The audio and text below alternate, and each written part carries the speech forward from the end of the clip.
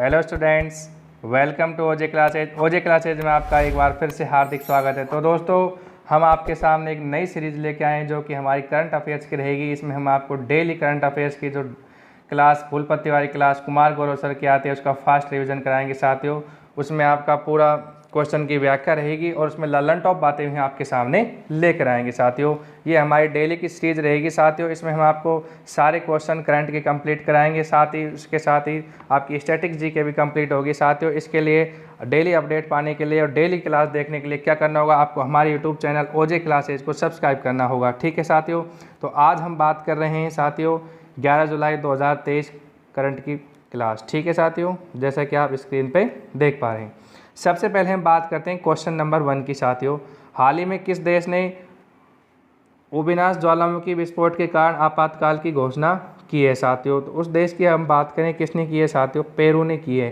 कितने दिन के लिए की है साथियों? 60 दिन के लिए आपातकाल की घोषणा की है। स्थान की बात करें साथियों तो रिंग ऑफ फायर अगली वाले किस में स्थित है? प्रशांत महासागर में स्थित है। इसके बाद में साथियों दो आप इससे रिलेटेड चीज़ें देखेंगे। एक तो टीटिका का झील अक्सर एग्जाम में पूछी जाती है साथियों। दोनों फैक्ट्स, टीटिका का झील होती है जो पेरू और बोलिया की सीमा पर है साथियों, और आटाकामी मरुस्थल पेरू और चिली में। ये चीज़ आप ध्यान रखेंगे साथियों। इसके बाद में इससे रिलेटेड ललन टॉप बातें देखते हैं। ठीक है साथियों, अब देखेंगे यहाँ से।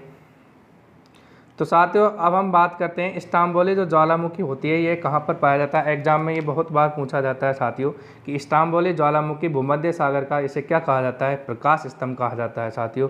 उसके बाद हम बात करते हैं एक्वेरियन अभ्यास।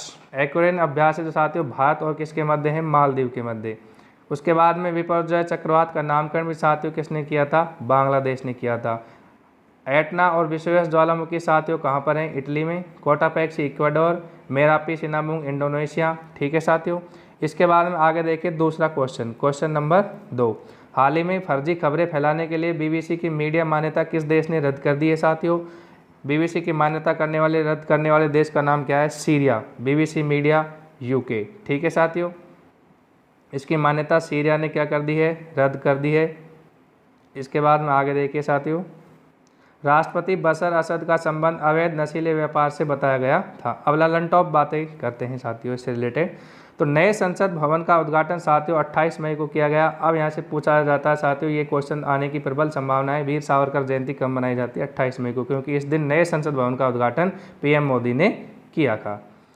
ठीक है साथियों, आगे बात चलते हैं। खबर और फतेह मिसाइल का सफल परीक्षण साथियों किसने किया था? ईरान ने। 57वां ज्ञानपीठ पुरस्कार की बात करें साथियों तो दामोदर मौजा। ठीक है, 57वां ज्ञानपीठ पुरस्कार किसे दिया गया है? दामोदर मौजा को। आईपीएल 2023 का अगर खिताब की बात करें तो किसने जीता है साथियों? अब की बार जो आईपीएल होता है चेन्नई सुपर किंग्स ने जीता था। इसके बाद में चर्चा को आगे बढ़ाते हैं साथियों। नेक्स्ट देखेंगे क्वेश्चन नंबर 3।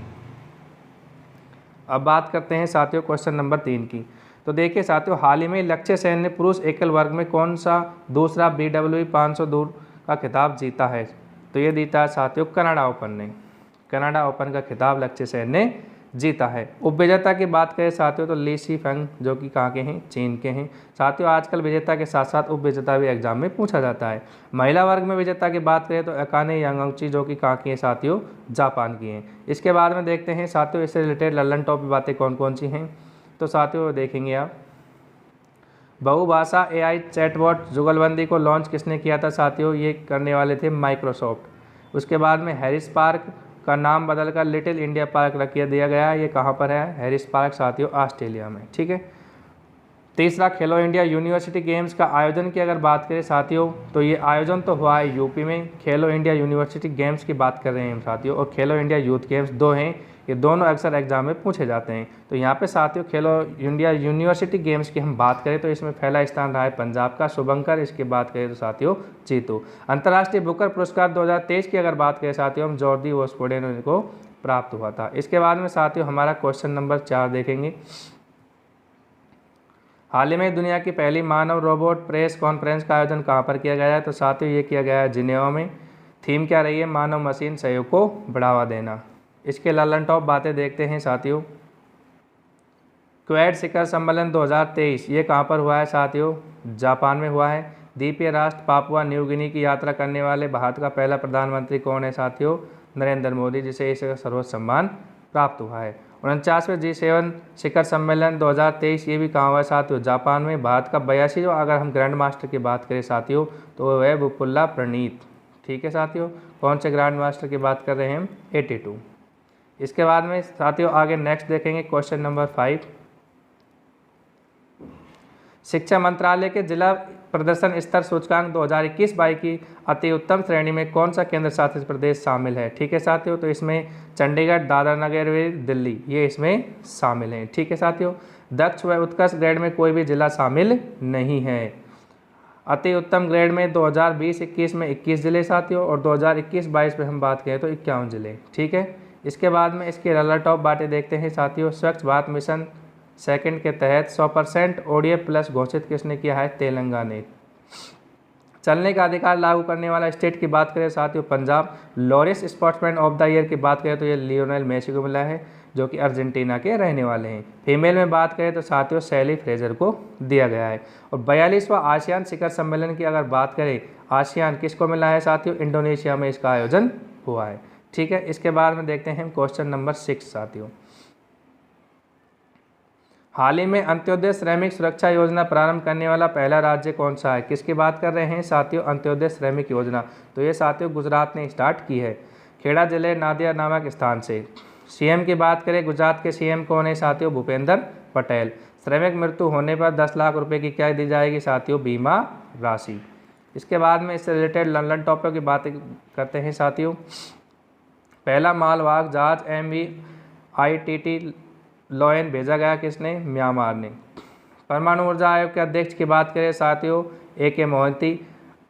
विश्व प्रेस स्वतंत्रता सूचकांक प्रेस में अगर भारत की रैंक की बात करें साथियों कौन सा स्थान है? 161वां स्थान है। ठीक है साथियों, महिला सम्मान बचत प्रमाण पत्र योजना BOI बैंक ऑफ इंडिया के द्वारा किया गया है। इसके बाद में देखते हैं क्वेश्चन नंबर 7 साथियों। हाल ही में G20 सांस्कृतिक कार्य समूह की तीसरी बैठक का आयोजन कहाँ पर किया जा रहा है? हम्पी कर्नाटक में। कहाँ पर किया जा रहा है? हम्पी, जो कि कौन से स्टेट में है? कर्नाटक में। अगर इसकी अध्यक्षता की बात करें साथियों तो श्री गोविंद मोहन। अब इससे रिलेटेड ललन टॉप बातें देखते हैं साथियों। माता दी पछेड़ी प्राचीन वस्त्रुकला का GI टैग साथियों किसे मिला है? गुजरात को। 68वें फिल्म फेयर अवार्ड 2023 में बेस्ट फिल्म देखी गई साथियों गंगूबाई काठियावाड़ को दिया गया है। ऑपरेशन कावरी सूडान में चलाया गया था साथियों।